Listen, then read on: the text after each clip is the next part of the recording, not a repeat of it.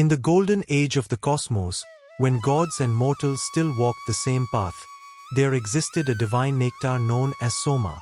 This nectar was no ordinary drink, it was the essence of immortality, a sacred elixir that granted wisdom, strength, and eternal life to those who consumed it. The gods guarded it fiercely, ensuring that only they could partake of its divine power, for they believed that mortals, bound by the cycle of birth and death, were not meant to taste immortality. But among the living beings of the world, there was one who longed for Soma, not for himself, but for humanity.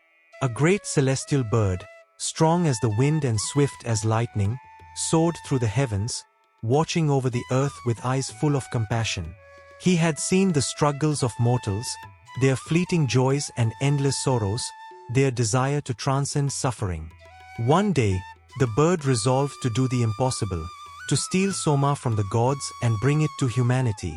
He knew it was a task fraught with danger, for the gods would not easily surrender their most treasured possession.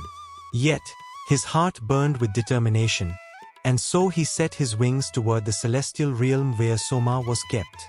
The nectar was guarded in the heavens by mighty deities, and around it stood a wall of fire, a barrier of illusion, and 1,000 divine archers ready to strike down any intruder.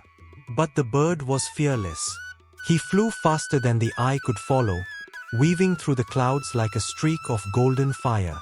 As he approached, the archers loosed their arrows, but he danced through the sky, dodging their attacks with the grace of a flowing river.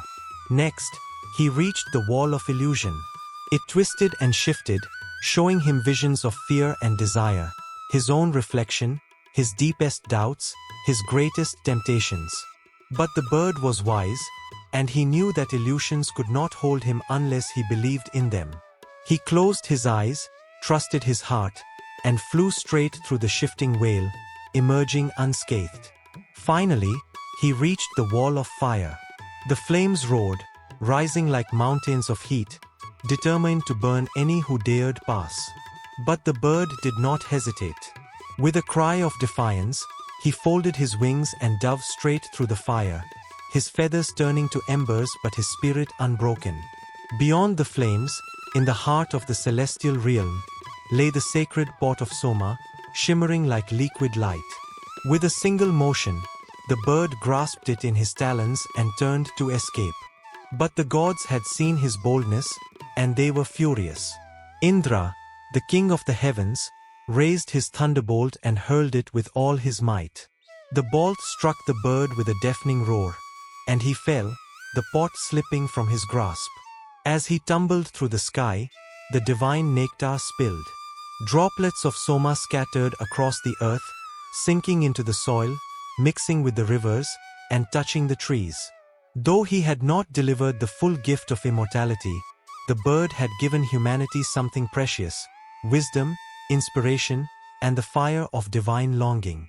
It is said that from those drops, the sacred plants and herbs of the world gained their healing powers, the rivers carried whispers of the cosmos, and the poets and sages who drank from them found glimpses of the eternal. The bird, though wounded, did not regret his act, for he knew that his sacrifice had kindled a flame in humanity, the eternal quest for truth, knowledge, and transcendence.